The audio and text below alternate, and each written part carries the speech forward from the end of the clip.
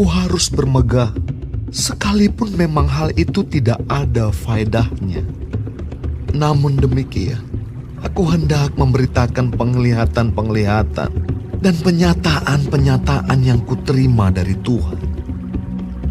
Aku tahu tentang seorang Kristen 14 tahun yang lampau. Entah di dalam tubuh, aku tidak tahu. Entah di luar tubuh, aku tidak tahu. Allah yang mengetahuinya. Orang itu tiba-tiba diangkat ke tingkat yang ketiga dari surga. Aku juga tahu tentang orang itu. Entah di dalam tubuh, entah di luar tubuh, aku tidak tahu. Allah yang mengetahuinya. Ia tiba-tiba diangkat ke Firdaus. Dan ia mendengar kata-kata yang tak terkatakan, yang tidak boleh diucapkan manusia. Atas orang itu, aku hendak bermegah.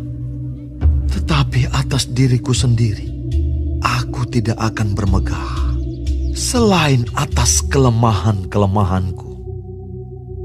Sebab sekiranya aku hendak bermegah juga, aku bukan orang bodoh lagi. Karena aku mengatakan kebenaran. Tetapi aku menahan diriku, supaya jangan ada orang yang menghitungkan kepadaku lebih daripada yang mereka lihat padaku, atau yang mereka dengar daripadaku.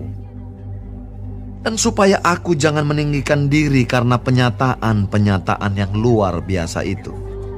Maka aku diberi suatu duri di dalam dagingku, yaitu seorang utusan iblis untuk menggocoh aku, supaya aku jangan meninggikan diri.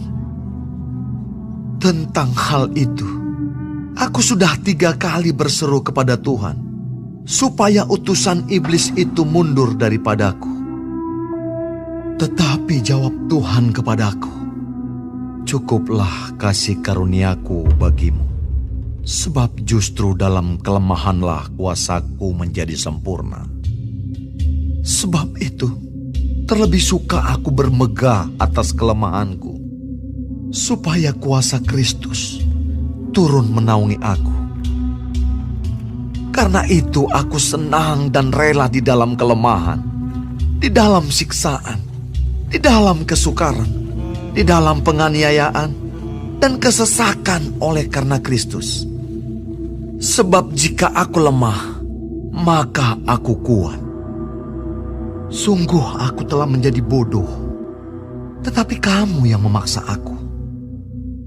Sebenarnya aku harus kamu puji, karena meskipun aku tidak berarti sedikit pun, namun di dalam segala hal aku tidak kalah terhadap rasul-rasul yang luar biasa itu. Segala sesuatu yang membuktikan bahwa aku adalah seorang rasul telah dilakukan di tengah-tengah kamu dengan segala kesabaran oleh tanda-tanda, mujizat-mujizat, dan kuasa-kuasa. Sebab dalam hal manakah kamu dikebelakangkan dibandingkan dengan jemaat-jemaat lain, selain daripada dalam hal ini, yaitu bahwa aku sendiri tidak menjadi suatu beban kepada kamu. Maafkanlah ketidakadilanku ini. Sesungguhnya, sekarang sudah untuk ketiga kalinya aku siap untuk mengunjungi kamu. Dan aku tidak akan merupakan suatu beban bagi kamu. Sebab bukan hartamu yang kucari, melainkan kamu sendiri. Karena bukan anak-anak yang harus mengumpulkan harta untuk orang tuanya, melainkan orang tualah untuk anak-anaknya. Karena itu, aku suka mengorbankan milikku, bahkan mengorbankan diriku untuk kamu. Jadi jika aku sangat mengasihi kamu, masakan aku semakin kurang dikasihi? Baiklah, aku sendiri tidak merupakan suatu beban bagi kamu. Tetapi, kamu katakan, dalam kelicikanku aku telah menjerat kamu dengan tipu daya. Jadi pernahkah aku mengambil untung daripada kamu oleh seorang dari antara mereka yang kuutus kepada kamu? Memang aku telah meminta Titus untuk pergi, dan bersama-sama dengan dia aku mengutus saudara yang lain itu. Adakah Titus mengambil untung daripada kamu? Tidakkah kami berdua hidup menurut roh yang sama? Dan tidakkah kami berlaku menurut cara yang sama? Sudah lama agaknya kamu menyangka bahwa kami hendak membela diri di depan kamu, di hadapan Allah. Dan demi Kristus kami berkata, semua ini, saudara-saudaraku yang kekasih, terjadi untuk membangun iman kamu. Sebab aku khawatir bahwa apabila aku datang, aku mendapati kamu tidak seperti yang kuinginkan, dan kamu mendapati aku tidak seperti yang kamu inginkan. Aku khawatir akan adanya perselisihan, iri hati, amarah, kepentingan diri sendiri, fitnah, bisik-bisikan, keangkuhan, dan kerusuhan. Aku khawatir bahwa apabila aku datang lagi, Allahku akan merendahkan aku di depan kamu, dan bahwa aku akan berduka cita terhadap banyak orang yang di masa yang lampau berbuat dosa, dan belum lagi bertobat dari kecemaran, percabulan, dan ketidaksopanan yang mereka lakukan.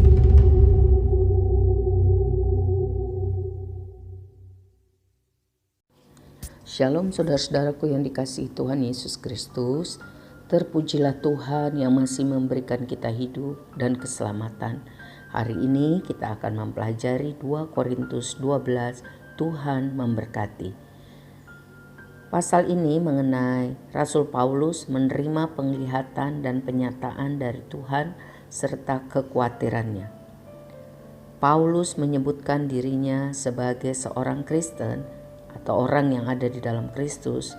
Ia telah diangkat ke sorga untuk menerima penyataan tentang kemuliaan yang tak terkatakan di sorga bagi orang-orang yang percaya, taat dan setia kepada Kristus. Penglihatan atau penyataan dari Tuhan yang luar biasa itu dikaruniakan kepada Paulus berguna untuk menguatkan dan memungkinkannya untuk terus bertahan di dalam hidup tetap kudus walaupun harus mengalami banyak penderitaan yang berat karena memberitakan Injil Kristus, kabar sukacita bahwa ada jalan keselamatan, jalan kemerdekaan dari perbudakan dosa, dan itu hanya melalui percaya menerima Yesus sebagai juru selamat dan Tuhan, hidup menaati perintahnya, setia sampai akhir. Mari kita lihat di ayat 7. Dan supaya aku jangan meninggikan diri karena penyataan-penyataan yang luar biasa itu, maka aku diberi suatu duri dalam dagingku, yaitu seorang utusan iblis untuk menggocoh aku, supaya aku jangan meninggikan diri. Saudara, kata duri di sini menggambarkan kesakitan, kesukaran, penderitaan, kelemahan fisik. Hal tersebut diizinkan Tuhan supaya Paulus tidak menjadi sombong, tidak menjadi tinggi hati, karena karunia, talenta, berkat, penyataan, penglihatan, otoritas yang Tuhan sudah berikan dan diterima oleh Paulus. Supaya kehidupan Paulus benar-benar lebih bergantung pada kasih dan kuasa Tuhan. Ibrani 12 ayat 10b mencatat, Dia, dalam hal ini Tuhan, menghajar kita untuk kebaikan kita, supaya kita beroleh bagian dalam kekudusannya. Ayat 8 dan 9 tercatat, tentang hal itu aku sudah 3 kali berseru kepada Tuhan supaya utusan iblis itu mundur daripadaku. Tetapi jawab Tuhan kepadaku, cukuplah kasih karuniaku kepadamu, bagimu, sebab justru dalam kelemahan kuasaku menjadi sempurna. Sebab itu terlebih suka aku bermegah atas kelemahanku, supaya kuasa Kristus turun menaungi aku. 3 kali Rasul Paulus berdoa sungguh meminta kepada Tuhan supaya disembuhkan dari penyakitnya. Tapi tidak diperolehnya kesembuhan itu.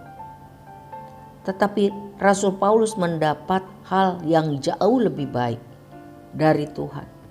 Ia menerima kasih karunia yang lebih besar dari Tuhan. Ia menerima karakter yang lebih kuat.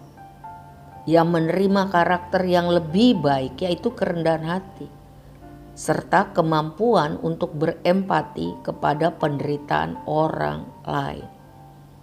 Saudara, kita tidak mengerti mengapa Tuhan menyembuhkan sebagian orang, tetapi tidak menyembuhkan yang lain. Tuhan memutuskan segala sesuatu menurut kehendaknya, menurut rencana tertingginya. Segala sesuatu ada dalam kendalinya. Sebab Tuhan kita Maha Kuasa. Tugas bagian kita adalah berdoa, dan percaya, yakin akan kuasa dan kasih-Nya Tuhan. Rasul Paulus adalah bukti nyata tentang kehidupan yang kudus, iman yang besar, tapi ia tidak memperoleh jawaban untuk kesembuhan fisiknya dengan seketika. Jadi ketika kita berdoa untuk kesembuhan atau untuk apapun, kita harus menyerahkan, mempercayakan seluruh kehidupan kita di dalam pemeliharaan Tuhan yang sempurna. Karena seharusnya tidak ada sesuatu pun yang bisa memisahkan kita dari kasih Kristus. Karena hanya kuasa Tuhan yang akan membuat kita lebih efektif hidup bagi kemuliaan-Nya, untuk melakukan pekerjaan-pekerjaan Tuhan yang bernilai kekal. Di dunia ini segala sesuatunya sementara. Tuhan memiliki skenario kemuliaan yang kekal. Jadi Tuhan kita dalam nama Yesus Kristus dapat bekerja melalui segala cara. Melalui sehat, sakit, kaya, miskin, senang ataupun susah. Tujuannya untuk mendatangkan kebaikan-kebaikan bagi orang-orang yang sungguh-sungguh mengasihinya. Ayat 11 sampai 15 mengenai kekhawatiran Paulus. Paulus sedang menjelaskan tentang otoritasnya sebagai rasul dari Tuhan Yesus Kristus kepada jemaat di Korintus. Perasaan Paulus sangat terluka karena sebagian jemaat di gereja Korintus yang dirintisnya itu meragukan otoritasnya. Paulus menjelaskan sekali lagi alasannya untuk tidak mau menjadi beban bagi mereka, baik itu uang, makanan, atau akomodasi, karena ia benar-benar ingin orang-orang percaya itu dipelihara dengan makanan rohani yang sudah dan yang akan Paulus berikan kepada mereka. Ia tidak mau ada penghalang untuk berani mengatakan kebenaran. Segala hal yang Paulus lakukan untuk jemaat adalah untuk meneguhkan iman mereka, bukan untuk memperkaya dirinya. Paulus bekerja untuk memenuhi kebutuhan hidupnya. Paulus ingin kehidupan orang percaya berbeda dengan kehidupan orang yang belum percaya kepada Kristus. Paulus sangat berduka cita karena banyak orang percaya masih hidup tanpa pertobatan, hidup dalam kecemaran, hidup dalam percabulan, hidup dalam ketidaksopanan, hidup menurut keinginan daging yang ujungnya adalah kebinasaan kekal. Paulus terus mendoakan, dengan tegas, dengan keras menegur dan menasehatkan mereka untuk berbalik kepada Kristus, memberi diri hidup dipimpin Roh Kudus, hidup berkenan pada hati Tuhan.